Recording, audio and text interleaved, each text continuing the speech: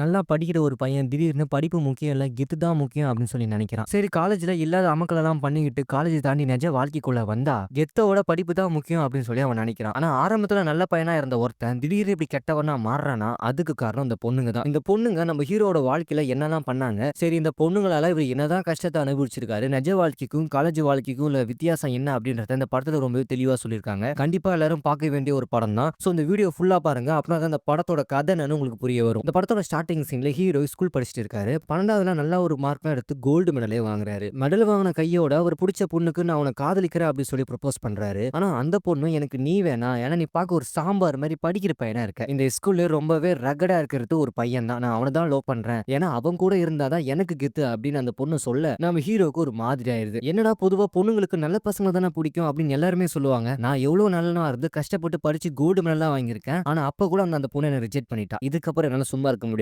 காலேஜ்ல நானும் கெட்ட பையனா மாறுறேன். காலேஜ்ல என்ன ஒரு கெத்தா காட்டுறேன். அப்படின்னா தான் எல்லா பொண்ணுங்களும் என்ன காதலிப்பாங்க அப்படின்னு ஸ்கூல்ல நல்ல பையனா இருந்த நம்ம ஹீரோ காலேஜ் போன பார்த்து ஒரு கெத்தா ஒரு மாசான ஒரு ஆளா வராரு. சோ காலேஜ்ல ஜாயின் பண்ண உடனே காலேஜ்ல எப்படியாச்சும் ஒரு கெத்தா ஆகணும் அப்படின்னு பண்ணாத அமங்கல் எல்லாம் பண்ணாத சேட்டை கிடையாது. சோ இதனாலே காலேஜ் முழுக்க இவர் எல்லாருமே டிராகன் தான் கூப்பிடுவாங்க. இப்படி ஒருத்தனை கண்டிப்பா எந்த பொண்ணு தான் லவ் பண்ணாம இருக்காது. காலேஜ்ல ஒரு பொண்ணு நம்ம ஹீரோவை வெறித்தனமா லவ் பண்ணுது. அந்த பொண்ணு தான் வந்து இவங்களை ப்ரப்போஸே பண்ணிருக்கு. அந்த அளவுக்கு நம்ம ஹீரோ மாஸ் காமிச்சிருக்காரு. இதெல்லாம் ஒரு பக்கம் இருக்க, நாளாக நாளாக ஹீரோவோட அமர்க்களம் காலேஜ்ல ரொம்பவே அதிகமாகுது. இத பார்த்த பிரின்சிபலும் இதெல்லாம் சரிப்பட்ட வராது. உன்னை நான் 3 மாசம் சஸ்பெண்ட் பண்றேன் அப்படின்னு காலேஜ் விட்டு 3 மாசம் தள்ளி வைக்கிறாரு. ஆனா மத்த எல்லா ஸ்டூடெண்ட்டுமே வந்து கேக்குறாங்க, எதுக்காக டிராகனை வந்து இப்படி பண்றீங்க அப்படின்னு. சரி கடைசியா பிரின்சிபல் ஒரே ஒரு வாய்ப்பு கொடுக்குறாரு. ஏன்னா மத்த ஸ்டூடெண்ட் எல்லாமே வந்து கேட்டதால இந்த 3 மாசம் இவனோட அட்டெண்டன்ஸ் பர்சன்டேஜ் ரொம்பவே ஃபுல்லா இருக்கணும். ஒரு நாள் கூட காலேஜுக்கு லீவு போடாம வந்தா சோ கண்டிப்பா நான் ஹால் டிக்கெட் கொடுத்து எக்ஸாமுக்கும் அலோவ் பண்றேன். இந்த விஷயம் ஓகேனா சொல்லுங்க. இப்பவே இந்த டிராகன் வந்து காலேஜுக்குள்ள போகலாம் அப்படின்னு பிரின்சிபல் சொல்றாரு. மத்த பசங்க ரெடியா தான் இருக்காங்க. ஆனா டிராகனுக்கு இந்த விஷயம் சுத்தமா பிடிக்கல.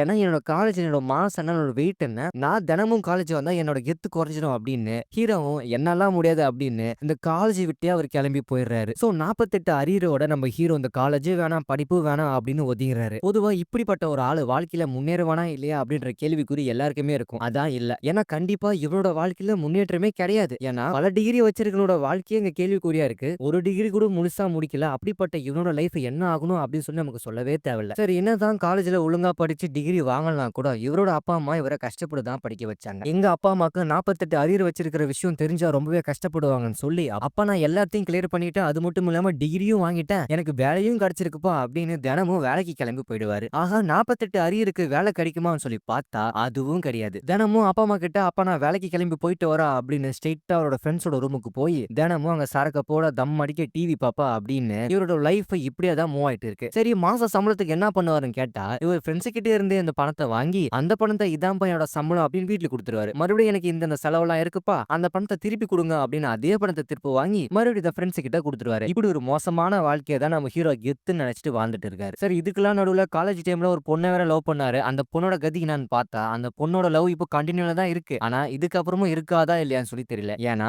அந்த பொண்ணு தான் இவருக்கு பார்த்து பார்த்து எல்லா செலவுமே பண்ணுது. அந்த பொண்ணு எவ்வளவுதான் பொறுத்து போறோம் பாருங்க சொல்லி பார்ப்போம். காதல் லைஃப்ல ஒரு பையன் கெத்தா இருந்தா பொண்ணுங்களுக்கு பிடிக்கும். ஆனா கல்யாணம்னு வந்துட்டா பொறுப்பான பசங்களை தான் பொண்ணுங்க தேடுவாங்க. அப்படிப்பட்ட நிலைமை தான் நம்ம ஹீரோக்கும். அந்த பொண்ணு நம்ம ஹீரோவை கூப்பிட்டு வச்சு தம்பி இங்க பாருப்பா இதுக்கப்புறம் உனக்கு எனக்கு செட் ஆகுது. நீ 48 அரியர் வச்சிருக்க வேலை வெட்டிக்கே போகாம ரொம்பவே ஓப்பி அடிக்கிற. எங்க வீட்டுல மாப்பிள்ளை வேற பாக்குறாங்க எனக்கு ரொம்ப பிரஷர் அப்படின்னு அந்த பொண்ணு என்னென்னமோ சொல்லி கடைசியில நம்ம ஹீரோவை கழட்டி விட்டுருது. ஆனா இந்த ஒரு அவமானம் நம்ம ஹீரோவால தாங்கவே முடியல. ஏன்னா இதுக்கு முன்னாடிலாம் நீ தான் என் உலகம் நீ தான் என் உயிர்னு சொல்லிட்டு இருந்த ஒரு பொண்ணு வெறும் வேலை வெட்டிக்கு போகாத ஒரே காரணத்துக்காக என்ன பிரேக்கப் பண்ணிட்டா. அதுவும் மீறி என்னோட லைஃபே ரொம்பவே அன்ஃபெயிலியரா இருக்கு. நான் ஒரு ஃபெயிலியரான மேன் அப்படின்னு சொல்லி நீ வாழவே தகுதி இல்லாதவ அப்படின்னு சொல்லி சொல்லிடுறான். இந்த ஒரு அவமானம் நம்ம ஹீரோவால தாங்கவே முடியல. 6 வருஷம் லவ்ங்க இதோட வழி யாரு சொன்னாலும் புரியாது. அப்படிப்பட்ட ஒரு மன வேதனையில் தான் நம்ம ஹீரோ இப்ப இருக்காரு. சோ தன்னோட காதலியும் வாழ்க்கையில நீ ஒரு தோத்தவன்டா அப்படின்னு சொல்லி சொல்லிடுச்சு. ஹீரோட ஃப்ரெண்ட்ஸ் கூட அப்பப்ப அவரை கலாய்க்கிறாங்க. சோ இப்படி 48 அரியரை வச்சுட்டு நம்ம லைஃபே தொலைச்சிட்டோமே அப்படின்னு சொல்லி ரொம்பவே ஃபீல் பண்றாரு. அப்பதான் ஒரு முடிவு பண்றாரு. நல்லா சம்பாதிக்காத ஒரே காரணத்துக்காக தானே என்ன அவ விட்டு போனா. அவ கல்யாணம் பண்ணிக்கிறோட பையனோட நான் ₹1 அதிகமா சம்பாதிக்கிறேன் அப்படின்னு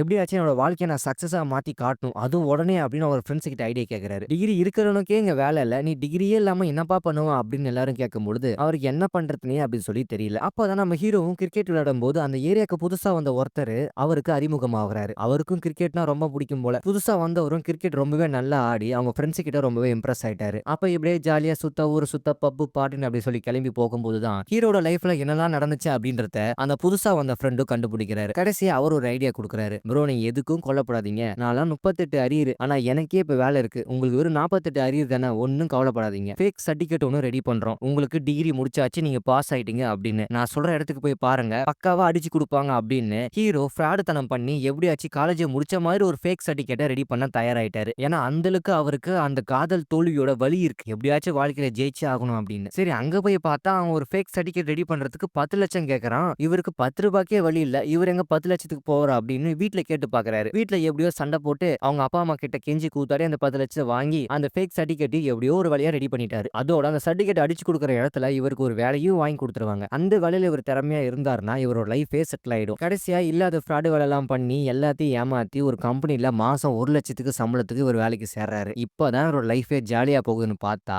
ஆனா அதான் கிடையாது. இந்த கம்பெனில அவர் கஷ்டப்பட்டா மட்டும் தான் அவர் முன்னுக்கு வர முடியும். எப்படியோ படிப்படியா கஷ்டப்பட்டு வேலையை கத்துக்கிட்டு டிகிரி இல்லனா கூட இவரோட வளர்ச்சி படையப்பா படத்துல வர மாதிரி படிப்படியா உயர்ந்துட்டே இருக்கு. 1 லட்சத்துக்கு வேலைக்கு சேர்ந்த மனுஷன் கடைசியில 3 லட்சத்துக்கு வந்து நிக்கிறாரு. இதுல ஒரு அமெரிக்கா வேற போக போறாரு. இவருக்கு வந்து வாழ்வ பாருங்க. சோ ஒரு வழியா வாங்குற சம்பளத்துல இஎம்ஐல ஒரு வீட்டை ஒண்ணு வாங்கி தன்னோட அப்பா அம்மா கூட சந்தோஷமா இருக்காரு. இவர் லைஃப்ல இப்ப எல்லாமே நார்மல் ஆயிடுச்சு. கடைசியில மிச்சம் இருக்கிறது ஒண்ணுதான், அது கல்யாணம். சரி இப்ப இவருக்கு பொண்ணு பார்க்க வேற ஆரம்பிக்கிறாங்க. அப்படி பொண்ணு பார்க்கும்போது தான் மிகப்பெரிய ஒரு பணக்கார வீட்டு பொண்ணு இருக்கு. அந்த பொண்ணுக்கு ஒரு நல்ல பையனை தான் தர்றாங்க. ஜாதி மதம் அந்தஸ்து எதுவுமே முக்கியம் இல்ல. ஒரு பையன் நல்லவனா இருக்கணும் அப்படின்றது ஒரே காரணத்துக்காக நம்ம ஹீரோவை இவர் தான் மாப்பிள்ள அப்படின்னு அவங்க அப்பா கிட்ட போய் பொண்ணு கேக்குறாங்க. அப்போ ஹீரோ பார்த்து பையன் நல்ல பையனா தான் இருக்கான். சரி ஒன்னும் பிரச்சனை இல்ல. என் பொண்ணை நான் கொடுக்குறேன். என் பொண்ணுக்கு விருப்பம் இருந்தா கட்டிக்குங்க அப்படின்னு சொல்லி ஓப்பனா போட்டு உடைச்சிடுறாரு. அந்த பொண்ணும் நான் கொஞ்ச நேரம் இவர்கிட்ட பேசி பழகி பார்க்கணும் அப்படின்னு இவங்க 2 பேருமே டேட் பண்ண ஆரம்பிக்கிறாங்க. டேட் பண்ண புதுசுல நம்ம ஹீரோ ரொம்ப தன்மையா ஹம்புலா ரொம்ப மரியாதையா அந்த பொண்ணு என்னென்ன குவாலிஃபிகேஷன் எதிர்பார்க்குதோ எல்லாத்தையும் அவர் நிரூபிச்சு இந்த பொண்ணுக்கு இவன் தாண்டா சரியான ஆளு அப்படின்னு சொல்லி அந்த பொண்ணு கடைசியில லவ் பண்ணி கல்யாணத்துக்கு ஓகேவே சொல்லிருது. அப்பா கடைசியில 48 அரியர் வச்சு ஃபேக் சர்டிபிகேட் ரெடி பண்ணி நல்ல வேலைக்கு போய் அழகான ஒரு பொண்ணை வேற கல்யாணம் பண்ணிக்க போறோம். இதுக்கப்புறம் என்னோட வாழ்க்கையில வளர்ச்சி மட்டும் தான் இருக்கும்னு நினைக்கிற ஹீரோவுக்கு இங்கதான் ஒரு மிகப்பெரிய ஒரு ட்விஸ்டே நடக்குது. எதிர்பாராத ஒரு சமயத்துல ஒருத்தரை மீட் பண்ணா அவர் என்னெல்லாம் பண்ணுவாரு அப்படின்றத ஒரு உதாரணமே இப்ப நடக்க போற சம்பவம் தான். நம்ம ஹீரோ ஆபீஸ்ல ரொம்பவே ஜாலியா இருக்கிறாரு. அவரு இப்ப அமெரிக்கா கிளம்புறதுக்கு கூட ரெடி ஆயிட்டாரு. அந்த மாதிரி ஒரு சமயத்தில் தான் அவரோட காலேஜ் பிரின்சிபல் அவர் மீட் பண்றாரு.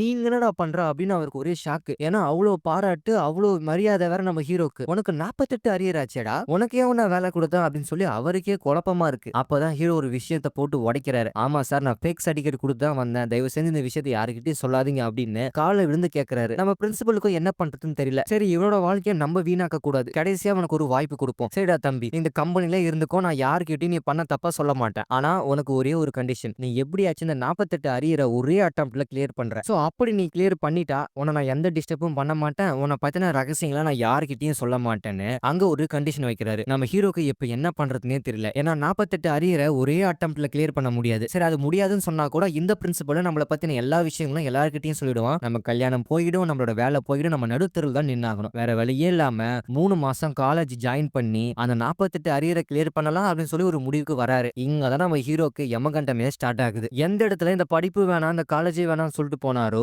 அதே இடத்துக்கு இப்ப மறுபடியும் வந்து 3 மாசம் காலேஜ் ஜாயின் பண்ணி அரியரை கிளியர் பண்ற அளவுக்கு இவரோட நிலைமை ரொம்பவே மோசமாயிடுச்சு. சரி ஏற்கனவே ஒரு ஆபீஸ்ல வேலை வேற செய்யறாரு. அது மட்டும் இல்லாம கல்யாணம் வேற பிக்ஸ் ஆயிருக்கு. இதுக்கு நடுவுல ஹீரோ இவங்க கிட்ட என்னெல்லாம் போய் சொல்ல போறாருன்னு பார்த்தா ஆபீஸ்ல எனக்கு கல்யாண வேலை அதிகமா இருக்கு, எனக்கு ஒர்க் ஃப்ரம் ஹோம் கொடுங்கன்னு சொல்லி கேட்டு வாங்குறாரு. இங்க கல்யாண வீட்டுல எனக்கு ஆபீஸ்ல ப்ரொமோஷன் விஷயமா எனக்கு பாம்பேக்கு அனுப்பி ஒரு ஒர்க் வேற இருக்கு, நான் அங்க கிளம்பி போறோம் அப்படின்னு பாம்பேக்கு கிளம்பி போறான்னு போய் சொல்லிட்டு காலேஜ்ல வந்து கிளாஸ் அட்டென்ட் பண்ணிட்டு இருக்காரு. இப்படி எந்த பக்கம் பார்த்தாலும் போய் பித்தலாட்டம் ஃப்ராடு வேலை அப்படின்னு ஏகப்பட்ட விஷயம் அவர் பண்ணிட்டு இருக்காரு. இதெல்லாம் எங்க போய் முடிய போகுதுன்னு சொல்லி யாருக்குமே தெரியல. சரி காலேஜுக்கு வந்து ஒழுங்கா படிச்சு அரியரை கிளியர் பண்ணலாம் சொல்லி பார்த்தா இங்க அதுக்கு மேல இவருக்கு ஒரு பிரச்சனை வருது. இதுக்கு முன்னாடி ஒரு காலேஜ் படிக்கிற டைம்ல ஒரு பொண்ணை லவ் பண்ணிட்டு இருப்பாரு. அந்த பொண்ணு கூட உன வேணான்னு விட்டுட்டு சொல்லி போயிட்டு இருக்கும். அது இப்ப இவரோட எக்ஸ். இவர் எக்ஸ் கஷ்டப்பட்டு படிச்சு ஒரு காலேஜுக்கு ப்ரொபோசர் ஆயிருக்கு. ஆனா அந்த காலேஜ் வேற எந்த காலேஜும் கிடையாது. இவர் படிக்கிற காலேஜ்லயே இப்ப அந்த எக்ஸ் இதோட ப்ரொபோசரா வந்து நிக்குது. இப்படி ஒரு நிலைமை யாருக்குமே வரக்கூடாது. இவர் வேணான்னு சொல்லி விட்டுட்டு போன பொண்ணே இப்ப இவருக்கு பாடம் எடுக்கிற அளவுக்கு வந்திருக்கு. ஒரு கட்டத்துக்கு மேல அந்த பொண்ணும் இவர்கிட்ட வந்து சாரி கேக்குறாங்க. நான் பண்ண தப்பு தான், உன ஒரு ஃபெயிலியர் மேனு நான் சொல்லிருக்க கூடாது. அந்த பண்ண தப்பா நானே சரி கட்ட பாக்குறேன். இப்ப என்ன எல்லாமே ஒரே அட்டம்ப்ட்ல கிளியர் பண்ணணும். அதானே நான் உனக்கு ஹெல்ப் பண்றேன், எனக்கு எல்லாம் ஓரளவுக்கு தெரியும் அப்படின்னு இவரோட எக்ஸ் தான் இவருக்கு எப்படிலாம் பாஸ் ஆகணும் அப்படின்னு எல்லா பாடத்துல இருந்த டவுட்டை சொல்லி கொடுத்து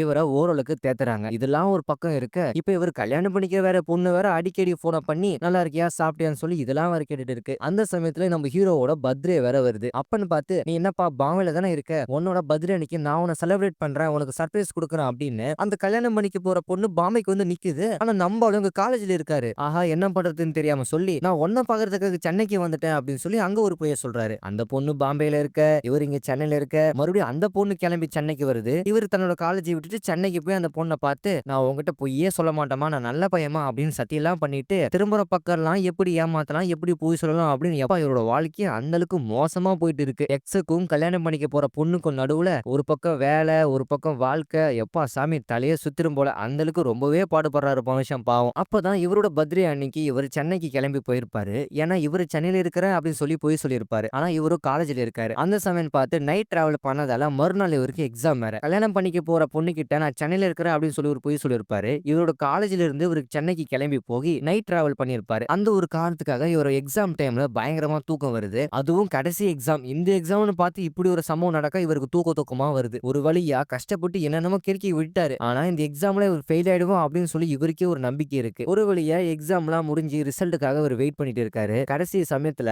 இந்த ஒரு எக்ஸாம் நம்ம எழுதிருக்கவே மாட்டாரு. ஏன்னா தானே தூக்க காலத்துல எழுதிருப்பாரு. அந்த ஒரு எக்ஸாம் இவர் பாஸ் பண்ணிட்டாரு. எப்படின்னு பார்த்தா ஏற்கனவே ஒரு ஃபேக் சர்டிபிகேட் ரெடி பண்ற ஆளுகிட்டே போய் நான் ஒரே ஒரு பேப்பரை மட்டும் தப்பா எழுதிட்டேன். எப்படியாச்சும் அந்த பேப்பர்ல மட்டும் என்ன சேஸ் பண்ணி என்ன பாஸ்போர்ட்டை வச்சிருங்க அப்படின்னு வேற ஒருத்தன் எழுதின பேப்பரை இவர் எழுதுற பேப்பரா மாத்தி வச்சு இவரை பாஸ் பண்ண வச்சிருப்பாங்க. ஒரு வழியா ஆல் கிளியர் பண்ணி இவர் டிகிரியும் வாங்கிட்டாரு. கம்பெனிலயும் நம்ம வாழ்க்கையிலும் எந்த ஒரு பிரச்சனையும் கிடையாது. இவர் சந்தோஷமா வாழலாம். சோ தன்னோட லைஃப்ல நடந்த எல்லா பிரச்சனைக்கும் ஒரு முடிவு கட்டி கல்யாணம் பண்ற நாளும் கிட்ட நெருங்கிருச்சு. நாளைக்கு கல்யாணம், இன்னைக்கு நைட்டு ஃப்ரெண்ட்ஸோட ஜாலியா செலிப்ரேட் பண்ணிட்டு இருக்காரு. அப்பதான் அவருக்கு ஒரு தகவலே கிடைக்குது. தான் கூட படிச்ச நல்லா படிக்கிற பையன் ஒருத்தன் ஒரே ஒரு எக்ஸாம்ல அரியர் வச்சதால சூசைட் பண்ணிட்டான். அந்த ஒரு விஷயத்துக்காக இவர் அந்த பையனை போய் பார்க்க போறாரு. அப்படி போகும்போது தான் தெரியுது அந்த பையன் ரொம்பவே வறுமையில கஷ்டப்பட்டுட்டு இருக்கான் அப்படின்னு. அந்த பையன் இதுக்கு முன்னாடி கேம்பஸ் இன்டர்வியூல நல்லா பண்ணி கூகுள் கம்பெனில செலக்ட் ஆயிருப்பான். ஆனா இப்ப அவனுக்கு ஒரு அரியர் வேற. சோ இந்த ஒரு அரியர் காரணத்துக்காகவே அந்த கம்பெனில அவனுக்கு வேலை போயிடுச்சு. அதனாலே அவன் சூசைட் அட்டென்ட் பண்ணிக்கிட்டான். சரி ஒரு பேப்பர் தானே அப்படின்னு சொல்லி பார்த்தா கூகுள்ல இந்த மிஸ்டேக்கே இருக்கக்கூடாது. இவன் நல்லா படிக்கிற பையன் தானே, இவன் எப்படி ஃபெயில் ஆனா அப்படின்னு சொல்லி ஹீரோக்கு ஒரு டவுட் இருக்கு. அவர்கிட்ட போய் கேக்குறாரு. அப்பதான் இல்ல நான் ஏதோ ஒரு ஃப்ராடு வேலை யாரோ பண்ணிருக்காங்க.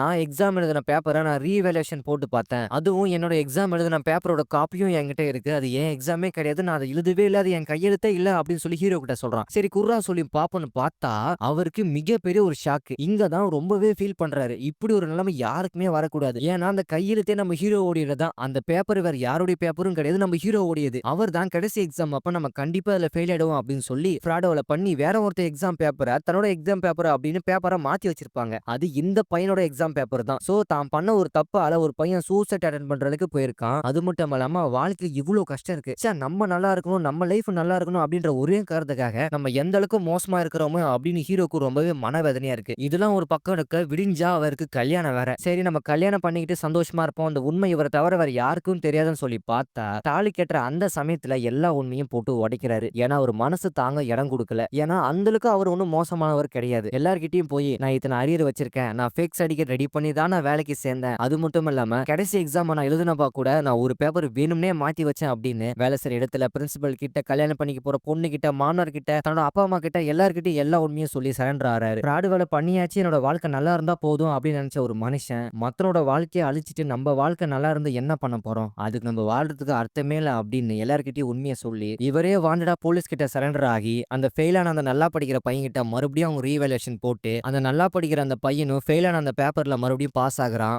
அந்த பையன் நினைச்ச மாதிரி அவனுக்கு கூகுள் கம்பெனில நல்ல ஒரு வேலையும் கிடைக்குது. அவன் லைஃபே டோட்டலா மாறுது. ஹீரோவும் கடைசி நிமிஷத்துல எல்லா உண்மையும் சொன்னதால கல்யாணமும் நின்னு போச்சு. அவருக்கு அந்த இருந்த வேலையும் போயிடுச்சு. இப்ப இருக்கிற இடம் இல்லாம அவங்க குடும்பமும் நடுத்தருல வந்து நின்னுட்டாங்க. இருந்தாலுமே நம்ம ஹீரோ எல்லாத்தையும் விட்டுட்டு நான் மறுபடியும் முதல்ல இருந்து ஆரம்பிக்கிறேன்ப்பா அப்படின்னு தன்னோட அப்பா அம்மா கிட்ட காலில் விழுந்து மன்னிப்பு கேட்டு நான் பண்ணதெல்லாம் தப்பு தான், நான் மன்னிச்சிருங்க அப்படின்னு மறுபடியும் புது மனுஷனா அவர் வாழ ஆரம்பிக்கிறாரு. கடைசியா அவர் ஜொமேட்டோ ஓட்டியாச்சு நான் நல்ல ஒரு நிலைமைக்கு வருவோம் அப்படின்னு ஃபுட் டெலிவரி வேலை பாக்குறாரு. அதே சமயம் கரஸ்ல படிக்கவும் செய்றாரு. அப்பதான் காலேஜ் பிரின்சிபல் மறுபடியும் ஹீரோவை நோட் பண்றாரு. அந்த ஒரு பையன் தன்னோட வாழ்க்கை நல்லா இருக்கணும் அப்படின்ற ஒரே காரணத்துக்காக மட்டும் இல்லாம வேற ஒருத்தன் வாழ்க்கையை நம்ம அழிச்சிடக்கூடாது அப்படின்ற ஒரே காரணத்துக்காக இவன் எல்லா உண்மையும் வெளியே சொல்லியிருக்கான். கண்டிப்பா இவன் அளவுக்கு யாருமே இங்க மோசமா இருக்க மாட்டாங்க அப்படின்னு இவரோட நல்ல மனசா அவர் புரிஞ்சுக்கிறாரு. இப்படி ஒரு நல்ல பையனுக்கு தான் என்னோட பொண்ணை கொடுக்கணும் அப்படின்னு ஹீரோக்கு தன்னோட பொண்ணை கொடுக்கறதுக்கு வீடு தேடி வந்து மாப்பிளை கேட்கிறாரு. பிரின்சிபலே நான் மாப்பிளை கேட்டு வருவாருன்னு சொல்லி அவரே எதிர்பார்த்திருக்க மாட்டாரு. கடைசியில தன்னோட பிரின்சிபலை பொண்ணு அவர் கல்யாணம் பண்ணிக்கிட்டு ஓரளவுக்கு சந்தோஷமான ஒரு வாழ்க்கையா அவர் வாழ்றாரு. சோ இதோட இந்த படத்தோட கதையும் முடிக்கிறாங்க. அப்படி இந்த டிராகன் படத்துல அப்படி என்னதான் சொல்ல வராங்கன்னா நம்மளோட சுயநலத்துக்காக நம்ம மட்டும் நல்லா இருக்கணும் அப்படின்னு நினைக்கிறது தப்பு இல்ல. ஆனா அடுத்தவன் வாழ்க்கையை அழிச்சிட்டு அது மூலியமா நான் நல்லா இருக்கணும்னு ஒருத்தன் நினைக்கிறான் பாத்தீங்களா, அதான் தப்பு. சோ மனுஷனா பிறந்தா எப்படி வேணா வாழ்றான்ன்றது வாழ்க்கை கிடையாது. இப்படிதான் வாழணும்ன்றது தான் வாழ்க்கை. சோ இப்படிப்பட்ட ஒரு அழகான சோசியல் மெசேஜ் மெசேஜ் தான் இந்த டிராகன் படத்துல நமக்கு ரொம்பவே தெளிவா சொல்லியிருக்காங்க. கண்டிப்பா எல்லாரும் பார்க்க வேண்டிய ஒரு படம் தான். இந்த டிராகன் படத்தோட மூவி ரிவ்யூ, எக்ஸ்ப்ளனேஷன் வீடியோ உங்களுக்கு புடிச்சிருந்தா மறக்காம நம்ம சேனல் நீங்க சப்ஸ்கிரைப் பண்ணிடுங்க.